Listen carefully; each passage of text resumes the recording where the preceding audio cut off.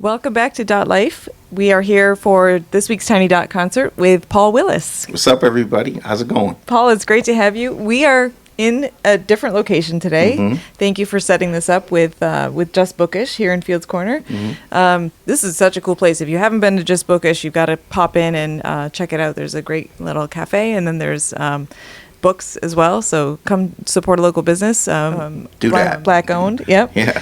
Awesome to have us here. This is definitely a cooler backdrop than the white background. So very excited to be here. Paul, you are a Dorchester guy. Mm-hmm. Tell us about where you are now. I know you're not currently in Dorchester. Right. I'm currently in Eggleston, but I've lived here in Dorchester on Stockton Street. This is actually where my sister lives now with her husband and my new nephew. Congrats. Yeah, no, it's exciting. He was just born like May 9th. And wow. It was New. beautiful. Yeah, brand new. But, my auntie, Hopa, she owns Taste of Eden. Oh, right. Down in Common Square on Norfolk Street. I used to work right across the street, here at the Fields Corner Business Lab. So it's just, being here, living here, working here, growing as an artist here is all really cool stuff. Well, it's all very reflected in your music. Your album, Wonderland, is that your first album? It wasn't my first album, okay, but that was my last project, and the project that I started in Sacramento. Okay. I was on the West Coast for like 10 years. Wow. I worked with City Year Boston, then brought me to Sacramento to start up our chapter in Sacramento. And so I was missing home and feeling real nostalgic, and just started writing songs about what it was like to, miss my family and, community and just a whole bunch of things about the city. Sometimes the distance gives you a little more appreciation. Absolutely. Yeah. Absolutely. And what was cool was, the album came out in 2021, and then I got a job opportunity. And so I moved back to Boston, and I had a chance to bring the album back with me. Yeah. And we re-recorded everything so that it would be clean. We created a teacher's edition of the album. We even added like 3 new tracks on the project, and then I was able to kind of share it when I was performing at BAMS Fest in 2022. So some of the tracks on that album are Codman Square. Mm-hmm. I believe there's one referencing a JP location as well. Yeah, like Heath Street, Jackson Square. Each title for that particular album was named after a different like train station or bus station where I kind of grew up in that neighborhood and, had some significant, meaningful life experiences there. And so, there was one of the new songs that we added. I wrote it when I got back to town, was called Ashmont. Nice. And it was about just this, really kind of difficult time in my life where, I was, living on my friend's couch for, weeks at a time and trying to figure out kind of my next steps, my next moves. And a lot of people in the Dorchester community who really embraced me and helped kind of create opportunities for me so I can kind of dig myself out of that time in my life. But yeah, I feel like transit is a theme in your songs. Absolutely. How much has transit, public transit experience affected you? Yeah, I grew up. I didn't have a driver's license until I was 25 in California. So, like, all of my like core experiences here in the community were like trains, buses, etc. And even I think my best writing happens when I'm on the train or on a bus and I just have time to think. I know lots of folks love to kind of zone out the rest of the world. And me, for the most part, I'm like headphones on, and I'm listening to music, listening to beats that people sent me, and I'm constantly kind of thinking of stuff. Yeah. And so, when I'm like moving around the city, I'm like, okay, these are things I want to talk about. This is experience I had. This is stuff that people can relate to, all of that. And it's really cool, I think. That's great. Talk about your next album. And to piggyback on that question, you've used hip hop as a teaching tool. Yeah. What made you decide that was a good idea, and how did you get into that? Yeah, I think it was a natural kind of evolution of just being an artist and sharing my art. When I started working with students and young people, it was a culture and a language that we both could understand. And so in a classroom, when we're talking about just building relationships with students and trying to figure out like, what are the ways that we connect, me as an older kind of mentor, tutor type figure, and them in this next generation. It was music and culture and art and community that really brought us together. And so when I would share, my raps or things, they saw that as like, okay, well, Paul's opening up. And not just the content and the music, but also he's doing this thing that you could get clowned for, But it was a really cool way to, to build bridges and connections. And so the evolution of that is you think about mentorship through the culture, right? What are these lessons that we can learn and kind of pass down to the next generation? All of my favorite artists, they talk about the importance of doing that. Talib Kweli, Common, Black Thought, a bunch of kind of conscious artists are all really focused on that.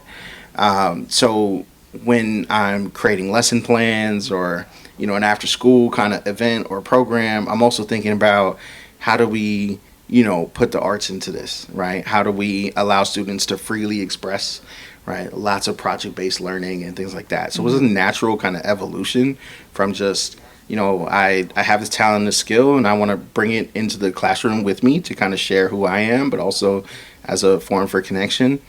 As I got older, it was like, okay, I don't just have to do this for my students. This is a way for me to connect with people across the entire city. And so now I can go to different schools, high schools I've never been to or don't have any relationships with, but I can walk in and kind of share elements of the culture to talk about things that are sometimes really difficult to talk about. I think sometimes if folks think about hip hop education, they're like, well, hip hop started 1973 and all, you know what I mean? And all this kind of stuff, forefathers, the foremothers of the culture. And, these are the elements and these are, all of that. And that's cool. We need that, right? We need people to kind of keep the culture in that way. But I think what's really important for folks to understand is that hip hop is now 50 plus years old. And so there's so much more that we can learn from, and we're barely scratching the surface if we're only talking about the historical part of the culture. If we use it to then dream, to imagine what new realities could be and how hip-hop culture and this hip-hop mindset can shift other people's ways of thinking and being, then hip-hop no longer is just a thing of the past, right? It's how we create policy. Right? When you think about community engagement and the cipher, everybody's input, listening, sharing, stepping back, being in community spaces, when you take people who understand those principles and those values and then they create policy, the policy is fundamentally different. When you think about the ways that people invest into artists to propel them forward, right? Because they're not getting resources from, major labels and streaming services, etc. You apply that same mindset to philanthropy, and then you're like, we're going to do targeted strategic investment in this kind of way, but it's going to be significant so that this person can elevate to the next, phase of their career or, pull themselves to a different maybe economic status from where they were at. But it takes people with kind of strategy and vision and et cetera, and nobody teaches you how to become like a CEO through hip hop. You just become one, right? And, you're trying to figure out merch and CD sales and booking and all of this stuff, working with venues. And you realize, like, these are also business, decisions, et cetera. Yeah. And so, you can be business owner, you can be educator, you can be philanthropist, you can be activist, all of these things all through the culture. And so that's what I kind of teach about now is when we think about hip hop and leadership combined, how is these hip hop values and experiences showing up in our world today? Whether it's for you as the individual or in your local community or even in the larger societal context. And your latest album comes with a companion instruction? Yeah, there's an album, a book, and a curriculum. I did it that way so that I could just say in these opportunities that it's the new ABCs of rap. Having this offering means that not only can I perform and do shows and bookings around town, play festivals, but I can also go into classrooms, do workshops, bring the curriculum piece to colleges and universities, And so there's really kind of interesting movement because of that. And having a book, being able to take that to bookstores, author talks, etc. It's a whole new lane that most hip hop artists can't get into if they don't have something that really connects and resonates with people in that way. What's really cool is, I didn't put the album on streaming services right away. So if people want the album, you have to buy the book in order to be able to get it. And what's the album called? The album, the book, the curriculum, everything is called Hip Hop Leadership. And so, when folks go to my website, hiphopleadershipbook.com, you can kind of see everything about the project there. There's media, kind of videos. People can see some of the engagements that have happened so far. But if people want the album and book together, they can order it directly through the website. They can get it at any of the black-owned bookstores in Boston, just like Just Bookish. And I'm preparing for a book tour in California in early July of 2025. And so I'm excited to kind of share this project with the rest of the world. You are about to be joined by 2 band members. Tell us a little bit about them. They are incredible. My band is awesome. And so today we've got Amari Fortune on the bass. He's somebody who's just an incredible musician. He was playing last night at Eva Davenport's album release party at the Multicultural Arts Center in Cambridge.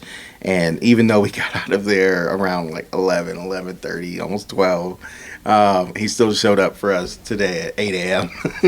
And so he's incredible. And then we've got Nyla on the keys. And Nyla's still a student at Berklee College of Music. And is from, I think, St. Louis, and, not super familiar with kind of the Boston scene and a whole bunch of stuff. But she was actually recommended to me from another local artist. His name is Trill Manny. And he was like, Nala's great. You should definitely work with her. And so we had a gig in Providence a few weeks ago. And when you approached me with this opportunity, I was like, oh, we got to bring, Nyla to come down and figure this out and all of that. So they're incredible. The full band is kind of this rotating cast of musicians who are super talented, but also just like community folks, educators, organizers. There's about maybe 9 to 10 different people who we call for, different opportunities based on their availability. But it's really special whenever we get to kind of show people, whether it's hip hop without drums or hip hop in a full live band situation, or, even, just raps in keys or raps with the djembe, giving people these different kinds of experiences through the culture, I think helps people connect with it in a different way, see it in a really different light. You are in a lot of places, but where can people find you if they want more Paul Willis? Yeah. I'm doing a lot of speaking and keynoting over the next month. It's graduation season and the end of school, so there's a lot of those end of year celebrations that are happening. I think the next show that's the big show is going to be July 22nd at City Winery. We decided to kind of push back the date that was originally going to be on the 25th. It's in a couple days, but we're going to do it after I come back from the book tour in California and do it on the 22nd of July. So that's a big opportunity for people to come see me. If you can't come to the show, that's okay. I'm also online, and there's no manager and there's no label. So when people reach out to me, they get me directly. I freely give out my phone number, email, and all that kind of stuff all the time. So if people want to reach me, it's just Paul Willis is hip hop. That's my Facebook, my Instagram, my YouTube, my Cash App, my Venmo, my Your Gmail. Email. Yeah, it's everything. And so that's the easiest way, I think, for people to connect with me is through that. And if you see me outside, stop me. That's fine. Definitely. I'm not one of those people that is, kind of difficult to approach. I understand that this is also part of the responsibility of being an artist and building a brand, right? Is that I haven't had a cool rap name since 6th grade when I was Hypotenuse. That's an awesome rap name. And so doing music as yourself as my name and telling the stories that I tell, it opens me up for a lot of different kinds of connections. Yeah. So whether it's people want to talk about music or education or other things, I am super here for it. And you are involved in BAMS, correct? For a year, when we when I got involved, this is really interesting. Actually, let's tell people what BAMS is. BAMS is the Boston Art, Music, and Soul Festival. I won a contest called Versus or Vibes. And so I won that contest in 2021 to perform on the 2022 BAMS Fest. And it was phenomenal. It was the first time my mom had ever seen me perform with a live band situation. You know, she heard me rap growing up. It was like being in the house, you know, so there's that. But the first time she's ever seen me in that sort of situation, it was a really special moment. Almost a month after that, I became the managing director for the festival. And that's just my life. It's like being being an artist in on one side, but also being a nonprofit leader in the art space and all that kind of stuff on the other, and combining the two. We grew BAMS Fest that year from a one-day event to a 3-day experience. We had an educational conference in partnership with Berklee College of Music, and then we had like an opening night event. We had a closing night, like hip-hop themed skate party at Chez Vu's. It was a really special experience to get, you know, a bunch of people from the community involved in that opportunity. And now BAMS Fest is even bigger. Also, like, subscribe and join their email list and like all of those things, because Boston hasn't always had black music festivals that are like that. You know, there was a jazz fest that featured a bunch of kind of black artists for a while, but with BAMS Fest, it's the full range of like the black, you know, music experience. So you'll have gospel, you'll have R&B, hip hop, spoken word, and all of these different experiences that people can go. Plus like 80 plus vendors, tremendous like food court area, and even like a youth stage, which is like really cool. So there's a lot going on. Nice. Yeah. Well, should we bring your band in and play a few tracks? Absolutely. Let's get to it. Thank so you excited. Much. Thank you. Awesome.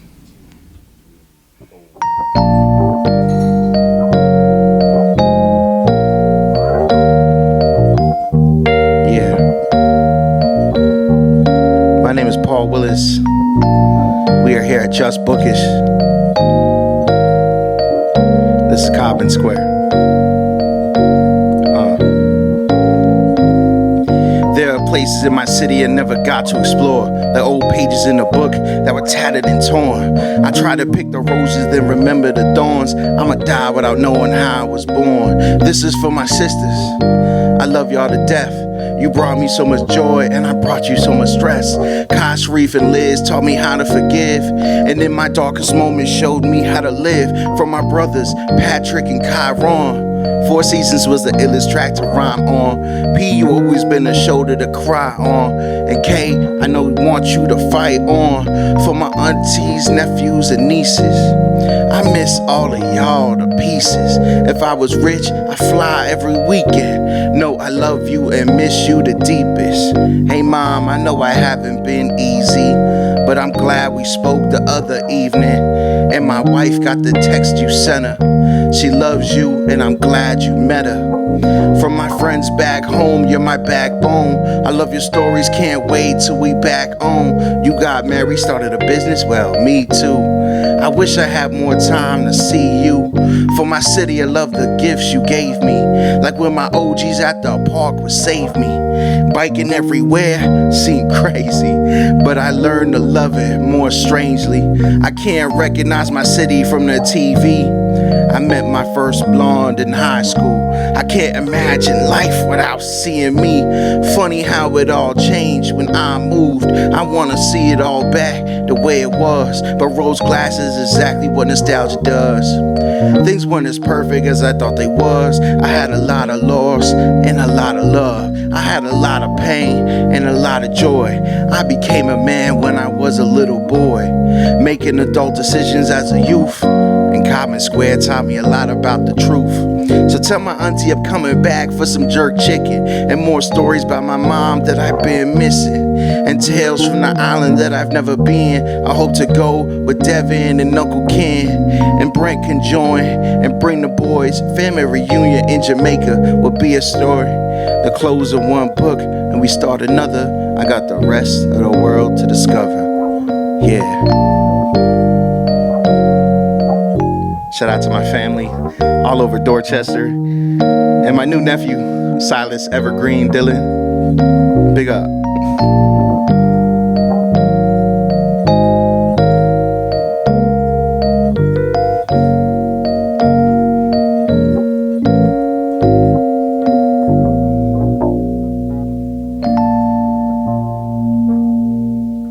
Awesome. We got Nyla on the keys. We got Amari Fortune on the bass. Willis. That last track was Cobden Square. I just released some new music. It's a new album, book, and curriculum entitled Hip Hop Leadership. And so this next track is Chapter 8, Adaptability and Evolution, from the new project. Let's do it. 1, 2, 3, 4.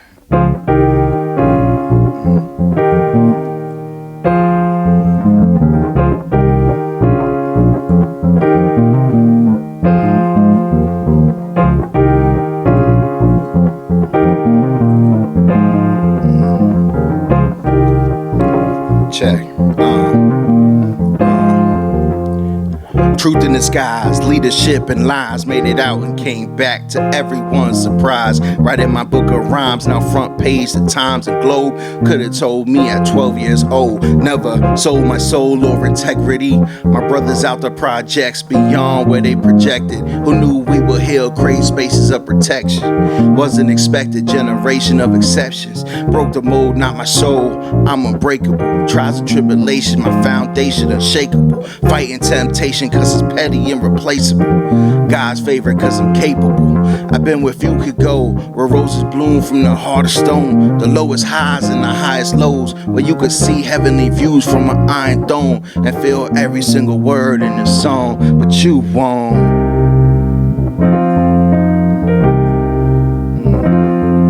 Everybody can't go, I don't know what to tell ya. Blessed with success and allergic to failure. Nicotine, caffeine, and paraphernalia. Grab my hailer every day was like a new movie trailer. My mama only listened to Bob and the Wailers, who knew redemption song was really a prayer. Fighting tears and I was cuffed near Central Square. Balancing hope and despair with my bus fare. Rode for miles to city blocks, seeing crooked city cops. Signal for the bus to stop when it didn't want to stop. Paid the price for people who could not and should not. Pregnant mothers and school kids from different blocks. Sitting on the back of the bus feeling like an ancestor. Seeing a word like them and it's messed up. I understood grace and mercy through these lessons and witnessed God smile on me from the heavens. Yeah.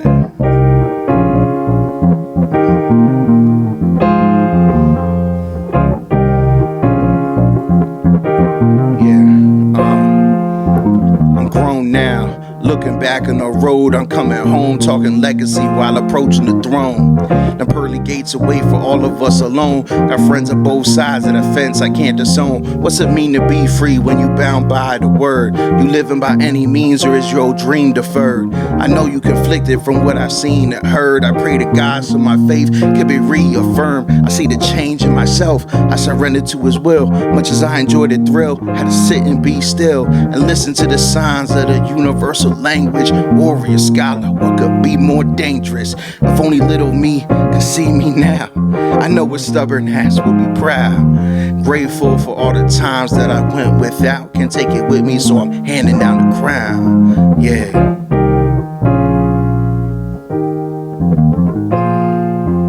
Grateful for all the times that I went without. Can't take it with me, so I'm handing down the crown. Yeah.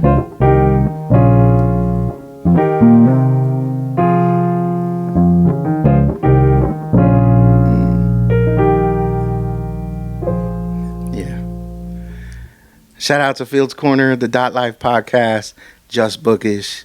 We out here. Pick up a copy of Hip Hop Leadership right here at Just Bookish. Appreciate y'all. Peace.